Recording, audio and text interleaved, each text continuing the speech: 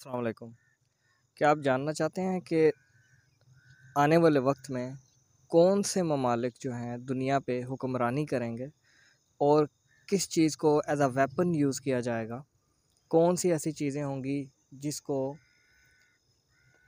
اگر کوئی رکھے گا تو وہ دنیا کی سب سے اسٹرانگسٹ نیشنز کہلائیں گی؟ تو وہ کوئی تیل نہیں، وہ کوئی اور معدنیات نہیں، وہ کوئی مین پاور نہیں، وہ کوئی الیکٹرانکس نہیں۔ یہ جو آپ سامنے دیکھ رہے ہیں نا، ایگریکلچرل لینڈ اور اس سے پیدا ہونے والی پروڈکٹس، یہ دنیا پہ حکمرانی کریں گی۔ یہ وہ چیزیں ہیں جس کے لیے لوگ لڑیں گے۔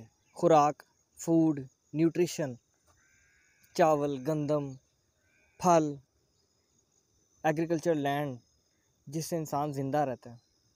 اگر کوئی بھی ملک اس پہ اپنی جو ہے کمانڈ بنا لے اور اس کو ذریعہ آمدن اپنا صحیح بناتا ہے، وہ نہ صرف اپنی اکانومی سٹیبل کرے گا بلکہ آنے والے وقتوں میں وہ ایکسپورٹ بھی کرے گا، کیونکہ پوری دنیا میں اس وقت انڈسٹریلائزیشن کا دور ہے۔ کنسٹرکشنز پہ کنسٹرکشنز ہو رہی ہیں، فیکٹریز بن رہی ہیں، عمارتیں بن رہی ہیں، ٹیکنالوجی کا دور ہے، لیکن ایگریکلچر کو پیچھے چھوڑ دیا۔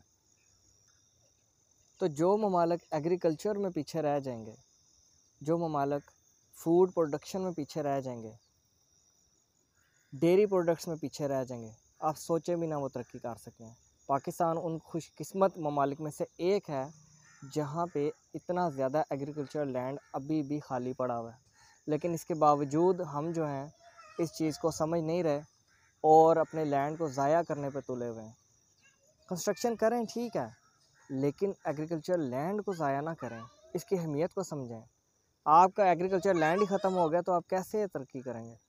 آنے والا دور میں اگر میں کہوں کہ سب سے زیادہ کون سے اسٹرانگ ممالک ہوں گے، ان میں سے ایک یہ کہ جن کے پاس آئی ٹی ہوگی، آئی ٹی میں جو آگے ہوں گے، اور جو ایگریکلچر لینڈ اور پروڈکٹس میں آگے ہوں گے، وہ دنیا پہ ترقی کریں گے، وہ حکمرانی کریں گے۔ پاکستان جیسے ملک جس کو اللہ تعالیٰ نے نوازا ہوا ہے اتنی نعمتوں سے، تو آپ کو اس کی قدر کرنی چاہیے۔ اس سیکٹر کی طرف آئیں، اس فیلڈ کی طرف آئیں، ایگریکلچر کی طرف، اس کو سمجھیں، اس کی نیڈ کو سمجھیں، تو یہ بالکل بھی کسی طریقے سے خسارے والا آپ کو بزنس نہیں ہے، یہ بہت زیادہ پروفٹ والا بزنس ہے۔